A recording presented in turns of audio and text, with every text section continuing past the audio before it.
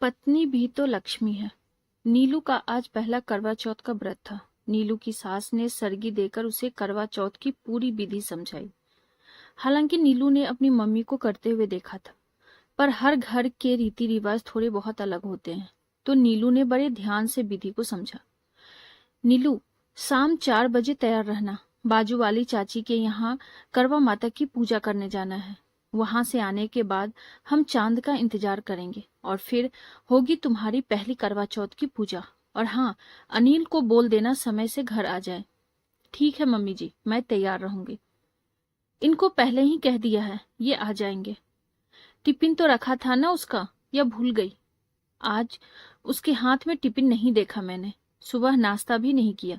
Mummy जी, मैंने नाश्ता लगाया था, पर वो बोले कि जरूरी मीटिंग में जाना है, तो जल्दी जल्दी में टिफिन भी छोड़ गए और नाश्ता भी नहीं किया। कहीं लल्ला ने तो व्रत नहीं रख लिया? औरतों की चीजें औरतों पे ही अच्छी लगती है।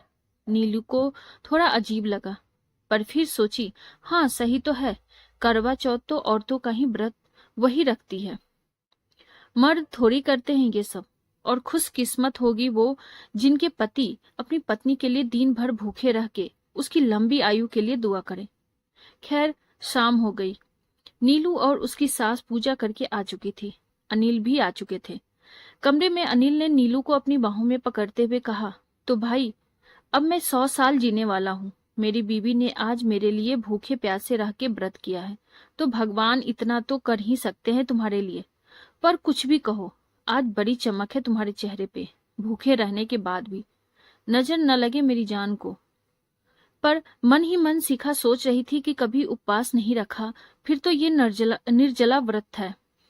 कब चांद आए और व्रत खोले, भूख से हाल बेहाल था। और आप क्या जाने जी, भूखे प्यासे क्या हाल होता है हम औरतों का। खैर, अधेर बूंद की स्थिति खत्म हुई और चांद बिना देर किए आसमान पे अपनी छटा बिखेरने लगा। नीलू और उसकी सास छत पे अपने अपने पतियों के साथ पहुंचे और पूजा करने लगे। छलनी से देख नीलू ने अपने पति की आरती उतारी और आशीर्वाद लिया। अनिल उसे बहुत ध्यान से पूजा करते हुए देख रहा था। पूजा खत्म हुई और व्रत खोलने की घड़ी आई। चलो जी, जल्दी पानी पिला दो। नीलू ने पानी से भरा गिलास अनिल को देते हुए कहा। अरे भाई, पूजा कहाँ खत्म हुई है अभी? मैंने तो की ही नहीं तुम्हारी। मैं भी तो अपनी पत्नी की लंबी उम्र की दुआ करूं। अरे लल्ला, तेरा दिमाग तो ठीक है, तू क्यों करेगा बहू की पूजा? नीलू की सास ने आंखें तरेर कर अनिल को देखा। क्यों माँ, मैंने भी तो व्रत रखा है अपनी बीवी के लिए। जब वो मेरी लंबी आयु के लिए भूखे प्यासे रह के मेरे लिए व्रत रख सकती है, तो मैं क्यों नहीं? मैं अकेला जी के क्या करूंगा माँ? जब मेरी पत्नी मेरे साथ नहीं होगी, उसे भी तो मेरे साथ मेरे लिए जीना होगा ना माँ। क्या पापा नहीं चाहते कि आप उनके साथ हमेशा रहें? तो अगर मैंने चाहा तो क्या गलत किया? लेकिन लल्ला, बस माँ, सिर्फ बहू क्यों करे, पति का भी तो कुछ फर्ज है ना माँ। नीलू की सास चुपचाप अपने बेटे को अपनी बहू की आरती उतारते देख रही थी। अनिल ने मन से नीलू की आरती उतारी और भगवान से उसकी सलामती, खुशी और लंबी उम्र की दुआ मांगी। नीलू आंखों में आंसू लिए अनिल को देख रही थी। पूजा के बाद जैसे ही अनिल ने नीलू के पैर छुए, नीलू एकदम से पीछे हो गई। नीलू की सास को जैसे दिल का दौरा पड़ते पड़ते बचा और वो चिल्ला पड़ी, तेरा दिमाग पूरी तरह खराब हो चुका है अनिल। ये क्या कर रहा है तू? तू बहू के पैर छू रहा है? हमारे समाज में, हमारे घर में ऐसा किसी ने नहीं किया। कौन आदमी अपनी औरत के पैर छूता है? पर माँ, नीलू ने भी तो छुआ है मेरे पैर। मैं भी तो वही कर रहा हूँ। हमारे देश में पति को देवता माना जाता है, इसीलिए औरतें पति के पैर छूती है। और ये इसलिए भी होता है कि उसे सौभाग्य मिले, पुत्र प्राप्ति हो, उसके पाप कट जाएं। ये नियम है लल्ला।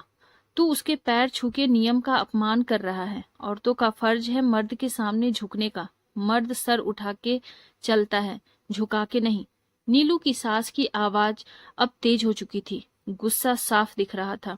माँ, ठीक कहती हो तुम कि हम पति देवता हैं, तो पत्नी को भी तो लक्ष्मी का दर्जा मिला है। तुम ही कहती हो कि नीलू लक्ष्मी है। तुम भी तो रोज सुबह भगवान के पैर छूती हो, लक्ष्मी जी के। पर मेरे घर पे साक्षात लक्ष्मी का निवास है, तो मैं नीलू के पैर क्यों ना छू सकता? दुनिया को जो कहना है कहे, मुझे परवाह नहीं। सास सर पीटते हुए नीचे चली गई। नीलू की आंखों से आंसू अब भी बह रहे थे। उसने कुछ कहना चाहा पर अनिल ने अपने हाथ उसके होठों पे रख दिए। नीलू, तुमने जो भी मेरे लिए किया उसका तहे दिल से धन्यवाद। हर जन्म मुझे तुम मिलो, आज बस यही मांगता हूँ। नीलू को आज सब कुछ मिल गया। दोनों ने एक दूसरे का व्रत खोला और एक दूसरे का हर परिस्थिति में साथ निभाने का वादा किया।